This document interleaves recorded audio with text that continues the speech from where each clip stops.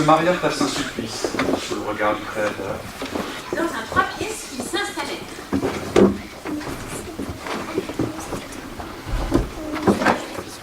Le piano à queue. Leurs deux cœurs. Les doigts inspirés attaquèrent. Quand retentit l'aspirateur.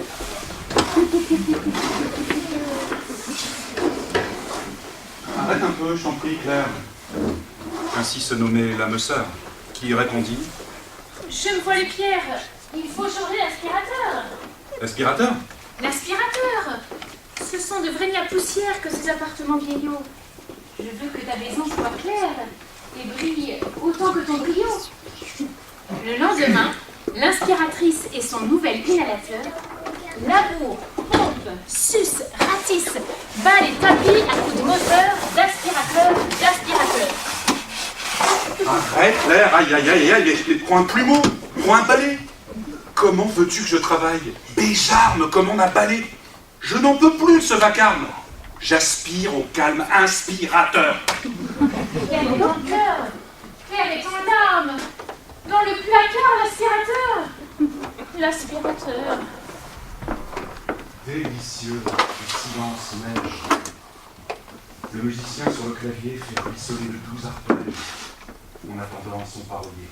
Tiens, le voici, la mine fière, son dernier titre sur le cœur. Poussière, tout n'est que poussière. J'entends un blues avec des cœurs. Pourquoi pas des aspirateurs? Aspirateur, conspirateur! Serré repart le poète avec son œuvre sur le front. Permets-moi que je poussette devant Claire. Rien qu'une fois. Regarde, amour, c'est plein de cendres. Je n'ai besoin que d'un quart d'heure.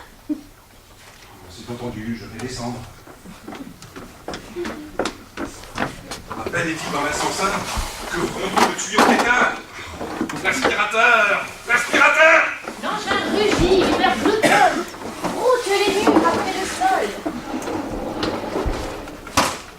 Sur le clavier, il s'écoumonne. Par-ci, par-là. Il godince. Enfin se tait sa grosse bouche. Revient l'artiste, scrutateur. Mon piano, Claire? Et où sont les touches? Mon ré, forêt, mon dos, malheur, miracle de l'aspirateur! L'aspirant. D'un infarctus, Alfred s'écroule. Ainsi se nommait ce génie. Mon Dieu! Sous ses pieds se déroule la moquette du paradis. Un séraphin, ou séraphine, en jugé par ses rondeurs, conduit par des voix divines. Tout n'est que luxe, éclat, fraîcheur. Ah, nul besoin d'aspirateur. Devant un grand queue, on l'installe. Ah, cristal de joie, pur diapason. L'air étincelle de pétales, partout prairies et frondaisons. Et que voit-il là-bas? C'est Claire. 100 fois si lourde était la terre, je n'ai pu te survivre, non. Et maintenant, que vas-tu faire? Demande Alfred d'un certain ton. Claire regarde à l'horizon. Où est la tondeuse à gazon?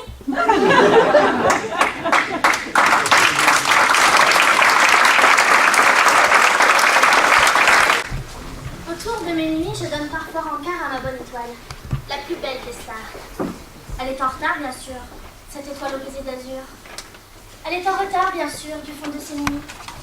Mais je l'attends du fond de mon cœur. Je l'attends comme une maman dans le noir du firmament. Je l'attends sous un vieux bec de gaz. De loin, je peux paraître un peu naze. Mais ne t'inquiète pas, papa. Si tu me prends au tournant, je ne garde comme un gosse un clin d'œil du cosmos. Autour de mes nuits, à l'aiguille, je t'attends, je console. Pour toi, ma bonne étoile, allez, va, descends. Dans tes bras de lumière, je veux tomber en poussière. Poussière d'étoiles autour de mes nuits.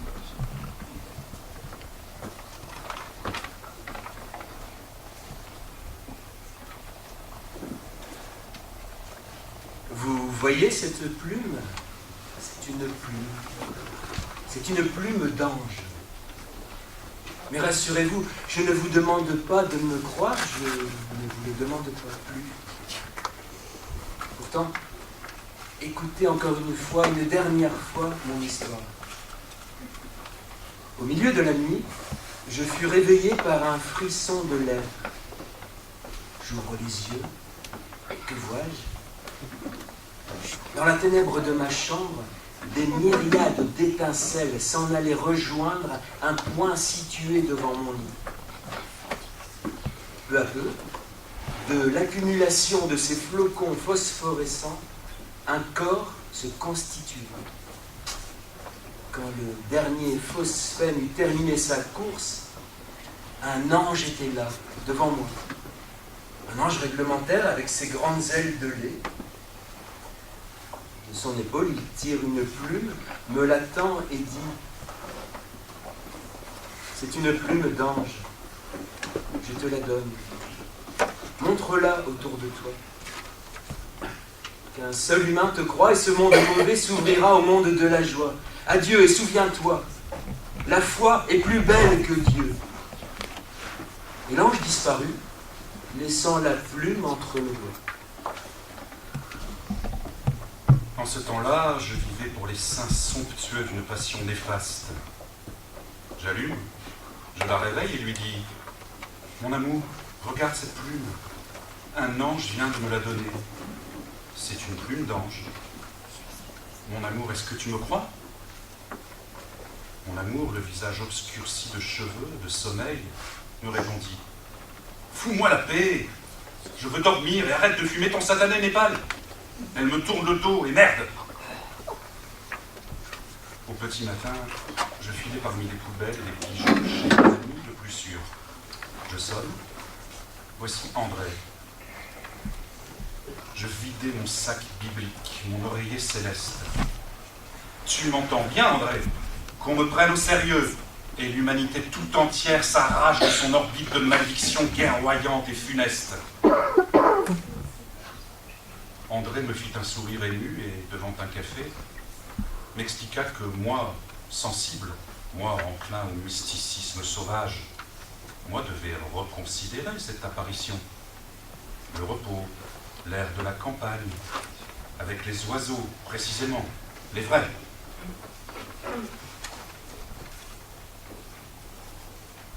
Je me retrouvais dans la rue Grondante. Que dire? Que faire? Je marchais, dans le tonitrument de la voiture déjà hargneuse. Et soudain, stop. L'idée évidente, illuminante. Abandonnons les hommes. Adressons-nous aux enfants. Eux seuls savent que la foi est plus belle que Dieu.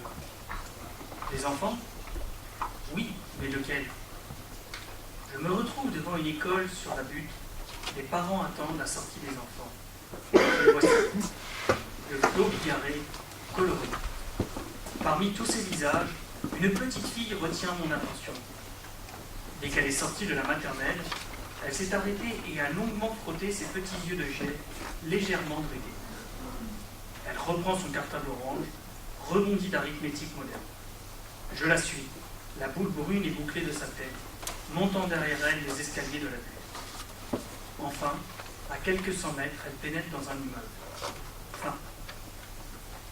Le lendemain, je reviens à midi à l'école, le surlendemain et les jours qui suivirent. Mais je n'ose pas l'aborder. Elle s'appelle Fanny. Enfin, un jour d'avril, je me décide à lui parler. Je précipite mon pas, tends ma main vers son épaule. Au moment où mes doigts vont l'atteindre, une main, pesante main, s'abat sur mon épaule. Je me retourne, pas besoin d'un dessin, j'ai compris. 2 hommes, 2 flics, suivez-nous. Le commissariat. Le commissaire, accent du midi, plutôt cordial. Vous connaissez, vous, non? Artiste? Comédien? Alors, comme ça, on suit les petites filles? Écoutez, monsieur le commissaire, quitte à passer pour un détraqué, autant vous dire la raison qui m'a fait m'approcher de cet enfant. Je sors la plume, j'y vais de mon couplet nocturne et miraculeux. Fanny, elle, j'en suis sûr, m'aurait cru. Le commissaire me dit, voyons l'objet, me prend la plume, a fait tourner devant un sourcil bonasse. C'est du pigeon. De la colombe, ça, me dit-il. Ça y est, vous ressemblez à Colombo. Monsieur, ce n'est pas de la colombe, c'est de l'ange, dis-je. Bon, admettons, patientez un instant. On va s'occuper de vous. Gentiment, hein. On s'est occupé de moi, gentiment. Entre deux électrochocs, je me balade dans le parc de la clinique psychiatrique où l'on m'héberge depuis 1 mois. Parmi les siphonnés qui s'ébattent et s'abattent sur les aimables verdures, il est un être qui me fascine. C'est un vieillard, très beau. Il a les yeux verts mordorés, une barbe d'argent gris dont les poils épais se tordent. Il se tient toujours immobile devant un chêne somptueux. Parfois, en souriant, il étend lentement les bras et semble psalmodier un test secret, sacré. J'ai fini par m'approcher de lui, par lui parler. Aujourd'hui, nous sommes amis.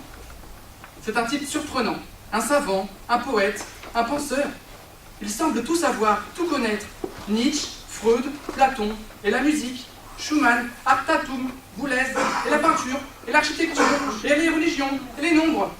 De sa robe brune, parfois, il sort des mots, qu'il brise d'une seule main ses mots. Et puis un jour, je me dis, mais l'homme qui va croire à ta plume d'ange, l'homme introuvable, eh bien oui, c'est lui, il est là. Le voici devant toi. Sans hésiter, je sors la plume. Ses yeux mordorés jetèrent une étincelle. Il examina la plume avec une acuité qui me fit frissonner de la tête aux pieds. Quel magnifique spécimen de plume d'ange vous avez là, mon ami. Alors vous le savez, vous me croyez?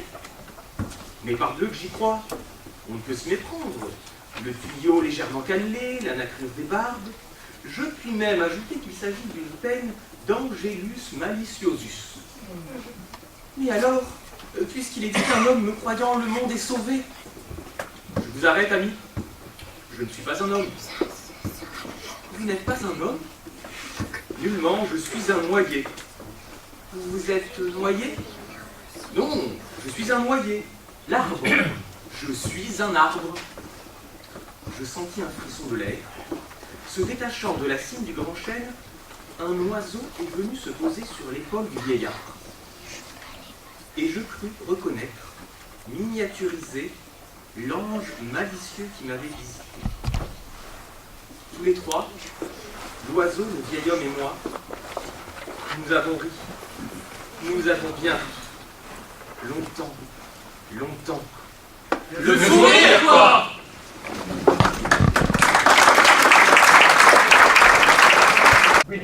Avant je ne suis pas noir, je suis blanc de peau.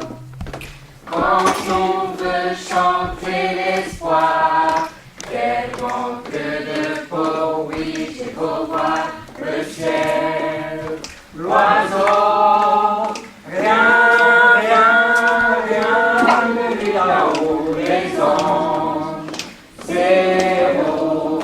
Je suis blanc de peau, papa, palabadabapa, papa, palabadabapa.